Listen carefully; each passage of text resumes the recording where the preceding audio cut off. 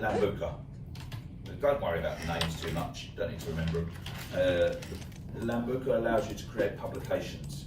It's actually the tool that Iceberg originally, when we started in 2009, used to give to people. Companies like the Guild and Move With Us and stuff have kind of copied the system. The Guild already did a magazine, but they copied the way we did the system. So the principle of the idea is, back then, the principle of the idea was agents, you know, with the Fine and Country thing, it's nice to turn up with this bulky magazine and all that sort of stuff. And not all independents could afford to do that, so we created this publishing system whereby those 4 pieces of content that we're creating every month, we'll also design them into nice looking magazine style articles, and we'll make a front cover, and we'll put them all into a drag and drop publishing system, and then we'll take a feed from Vibra, and all your properties like an easy all your properties will be on the right, and you can Page just drag turner. properties in if you want, right? And from that you can make either an electronic publication or you can send it to print. Over the years, where that's changed is e-zines are now just a bit annoying. There's no real purpose for them. Back in 2009 they were pretty cool, but now it's like, this is just an annoying way of looking at a publication. Like, I'd rather look at a blog or a social media, or it's just an annoying thing. But people use it now really solely for print. So what a lot of companies do is, if you're thinking around the 7-11-4 strategy, and we're not trying to sell things to people, we're just trying to 7-11 for them. Maybe once a quarter, they'll take those 4 pieces of content that we've been created and make a newspaper, because they're quite cost effective. I know it might go against the idea of premium Fine and Country, but some of them actually look quite nice. You can see some examples of them if you want. Some of them are pretty cool. Actually, something pretty cool about the whole newspaper print as well.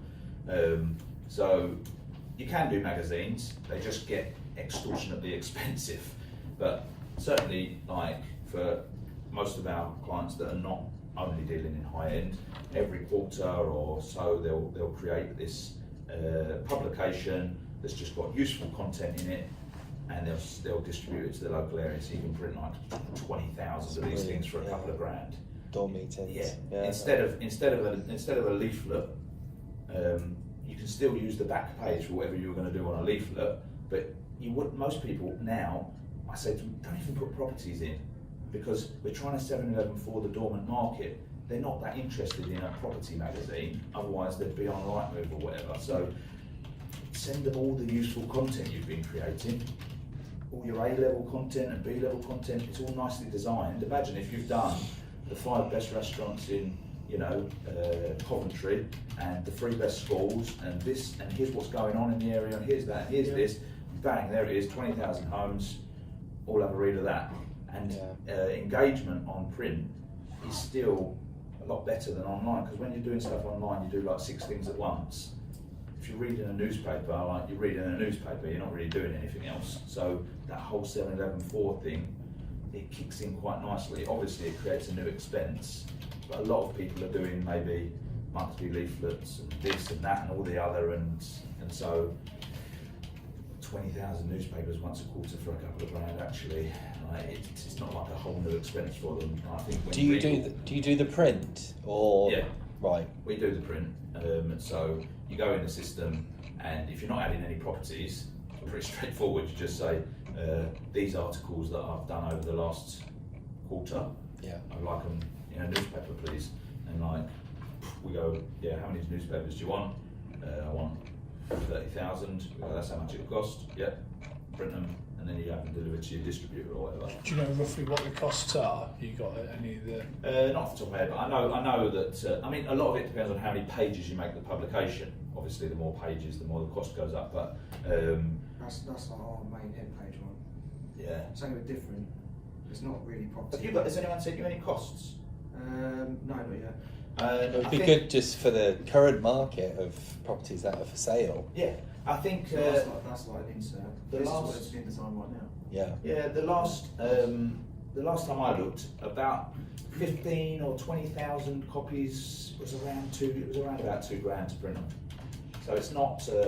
And that's not distribution. That's just print sent to our office. Just not. Well, I wouldn't have them sent to your office. That's a hell of a lot of boxes. I'd have them sent to a distributor.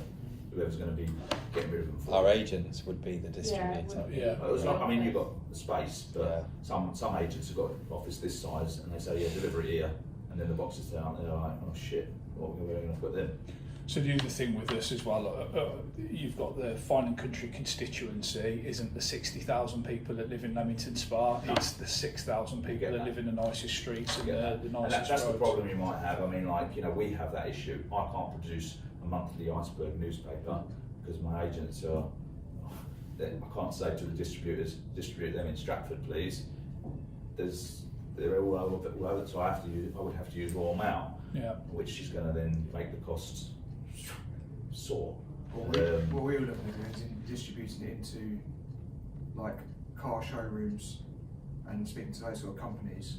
Even if you just say to them, look, you know, if you give us a generic advert and we upload that in there free of charge, but then you would then, you know, we give you 10 magazines a month. That when someone sat down, you've got your main magazine for that, haven't you? You've got There's collection, refined, exclusive. So it may or it may not, but you can print magazines. Don't get me wrong. You could decide, like, you know what, I'm gonna put a load of nice content in here. I'm gonna put a few nice properties, and I'm just gonna print 100 copies of this magazine, and you're going to print it on a digital press, so you're going to end up paying more per copy.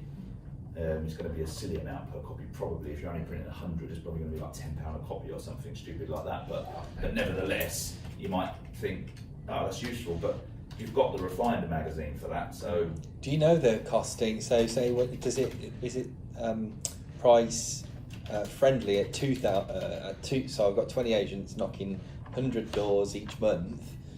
2,000 is 2,000 quite cost effective? Newspaper or magazine? Newspapers. It won't. It's probably most cost effective. Newspapers are probably most cost effective at about 10,000. Right. Because the cost is just setting up the plates. So like when I give you a quote at 2,000, it might be, I don't know, let's just say for argument's sake, I'm not saying this is what it is off the top of my head, it was 1,200 quid. Yeah. And then you said, oh, all right, so how much for 5,000? It'd be 1,200 quid. Yeah. And it's not going to change until you get past 10,000 probably. Right. Because that's how much it costs just to set up the plates. They're going to print it and they're going to just throw a load of stuff away. Right, yeah. So, yeah, probably what you'd find is like, okay, printing batch at 10,000 and give 2,000 each to 5 people. And the content will work for all of them and they can use that. As opposed to like 2,000 print runs with different content. Can you send us some examples of what the print looks like? Because we've got things like we've got a big polo tournament that we host every year, and every year we do a polo magazine. But last year we did a newspaper which was quite funky. And quite often we get a lot of printing done via Fine and Country head office in Cambridge. And they're not always the best of prices, and actually with the numbers that you're talking about here, this is probably more cost effective to do this. We'll probably have 8,000 spare copies that we could then distribute across the offices, or even leading into the event to promote the event to draw more people into it. So I'd like to see the copies. Costs, but the point anyway, so you've got that access to that tool if you want to use it. As I say, like most of our clients create quarterly newspapers that just content, because when you start putting properties in, it all becomes a bit of a pain in the arse. It's like, oh, who's choosing the properties, who's editing the text, and it all becomes a bit of a faff. Actually, you know what, it's just content we want to get out there to people that are not seeing it on Facebook. So quarterly newspapers, content only, you can get it on a bit of a cycle going. That's how people use it. Wouldn't bother doing e-zines, they're just annoying. So we spoke about that, we spoke about kickback. Last tool. Do you need to restart the video or anything for this one? It's still running. It's all right. Let's do a new video.